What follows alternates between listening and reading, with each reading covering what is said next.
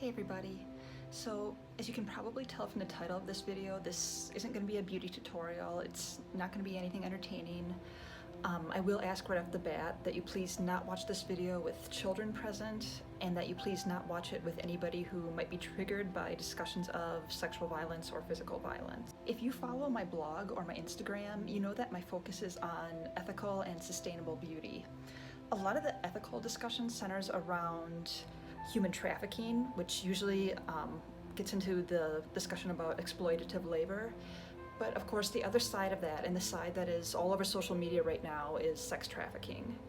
And I've actually had opportunities in the past few years to work in anti-sex trafficking.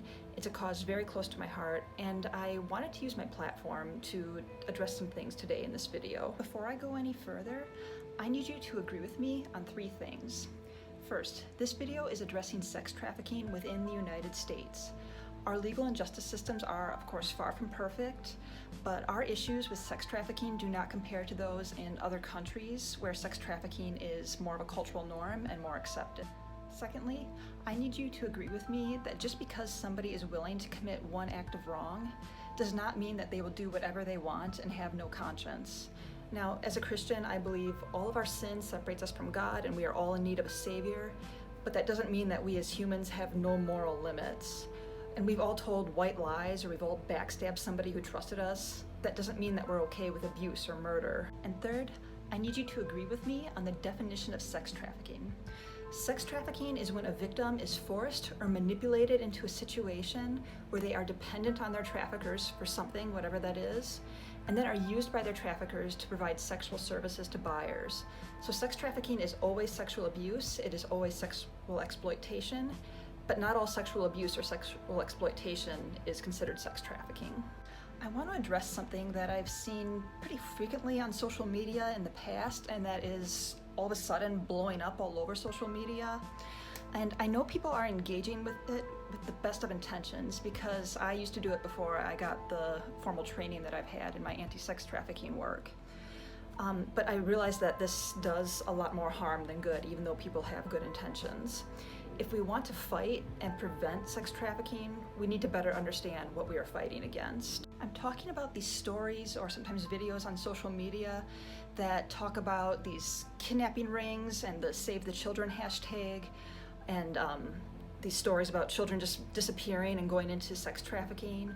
Or the other side of that is the personal narratives where the author had an encounter with a creepy stranger in a public place, and they believe that either they or somebody who was with them was almost sex trafficked by said stranger. Now, hear me out. I am not saying that these stories are automatically untrue. I know abductions happen. I know that some of these people might have had really scary experiences with strangers, and maybe those strangers did have evil intentions. I just had an experience about 1.5 years ago myself where I had to get the police involved with a creepy stalker situation, and it was absolutely terrifying, but I knew it was not connected to sex trafficking. But these stories are based off of a false narrative that sex trafficking within the US runs off of random kidnappings, and that we need to live in fear of traffickers around every corner who are looking to take us or take our loved ones. There are 3 things that traffickers operate on. 1 is convincing victims that they have chosen to work with their trafficker, that they have chosen to be in sex work. 2 is convincing buyers that the victims want to sell their bodies and are enjoying the work that they're doing. And 3, convincing victims that they cannot leave their trafficker or sever their relationship. Point number 1. You remember about 1.5 years ago, maybe it's more like 2 years now, a teenager was violently kidnapped and her parents were murdered at her home in Wisconsin. I'm not going to say her name because she's probably sick and tired of hearing her name all over the media, but you probably know who I'm talking about. And you remember within hours of her being taken, there were pictures of her all over media, there were Amber Alerts, locals' phones were probably going off with Amber Alerts, and updates were regularly made available to the public. And when she finally managed to escape, she was immediately recognized by the first stranger that saw her and was able to get help. And now I know most kidnapping stories do not have happy endings like this, and I know this young lady has a lifetime of healing ahead of her from the trauma she's experienced. But please remember, this wasn't somebody famous or elite. This is just how we handle missing people, especially when they are children in the United States. If traffickers used kidnapping They wouldn't be able to market, for lack of a better term, their victims to buyers. They could not walk them through a hotel or down the street or to a truck stop without somebody seeing the victim and recognizing them, and probably the victim would be crying for help at some point. And someone would either be motivated by their own conscience, I would hope, or at least by the cash reward and the chance to be a hero, to report seeing the victim, which would also result in the trafficker being caught. Trafficking victims from the United States are not likely to be transported out of the country or even far from their homes. A trafficker might be a close friend of the victim's family, so much so that they trust them alone with the victim, or that they just couldn't believe that this person is actually a trafficker. They know to get the victim home in time, or they will arrange for the victim to sneak in and out of their home without being missed, so that they won't be reported missing. Some older victims might even claim their trafficker as their boyfriend or girlfriend, or might even be married to their trafficker. Some traffickers might claim to be talent agents who promise the victim fame and success if they will do just that one more adult gig, but don't tell anybody. Or they might work with a strip club or a nightclub to slowly manipulate bartenders or servers or even dancers into offering private sexual services outside of their shifts. At any rate, trafficking relationships, often like any other abusive relationship, start out happy and blissful, and then slowly dissolve into fear, submission, and manipulation.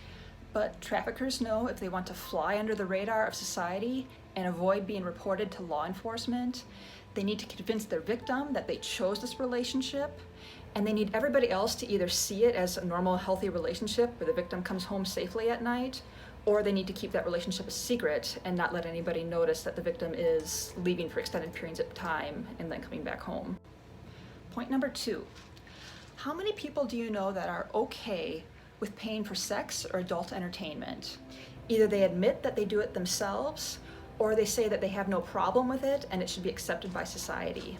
This could be visiting a strip club, hiring a private dancer or escort, accepting services from somebody who is working the streets or a rest stop, or hiring somebody who's advertising online. You probably know more people than you realize. Now, ask yourself if some of those same people would be okay with accepting services from somebody who isn't obviously a child. Would they be okay with a dancer or an escort who showed up covered in bruises and had obviously been beaten or drugged? Would they be okay with paying for somebody who was restrained with chains or zip ties, who was unconscious or who was screaming for help? Would they be okay with meeting someone in an abandoned building or basement where they were clearly being held against their will? Now, I'm not saying that those kinds of people don't exist, but I'm saying when we look at the statistics for how frequently trafficking is happening within the United States, there's not enough of those kinds of people that are okay with that kind of treatment of another human being for trafficking to be happening as often as it does. Most of us are morally opposed to paying for sexual services, but just because somebody is okay with it doesn't mean they have no conscience and would be okay with paying for such obvious abuse of other humans. At any rate, they would probably fear being caught. Traffickers know that the majority of people in our culture who are willing to pay for sex would only do so if they believed the seller was working freely and enjoying their work. A victim will be trained to act as though they are enjoying themselves, to talk about how much they enjoy this work or how much they desperately need the money, even though they don't get to keep the money, even if they are afraid, disgusted, or just plain exhausted. Most trafficking victims are physically free to leave whenever they choose, and many will be carrying their personal cell phone. They are likely to see the police or anyone attempting to help them as the enemy because of the grooming and manipulation they've experienced from their traffickers. Which brings me to my third point. Traffickers must convince victims that they cannot leave using psychology and manipulation, not physical restraints. Again, victims are usually physically free and put on a happy face for their buyers, but that doesn't mean that they can leave easily. In the grooming process, traffickers create a relationship where the victim is dependent on them. That might be by getting them hooked on drugs and becoming their source of that drug. They may isolate the victim from their loved ones or other support systems. They may convince the victim to quit their job and depend on them financially.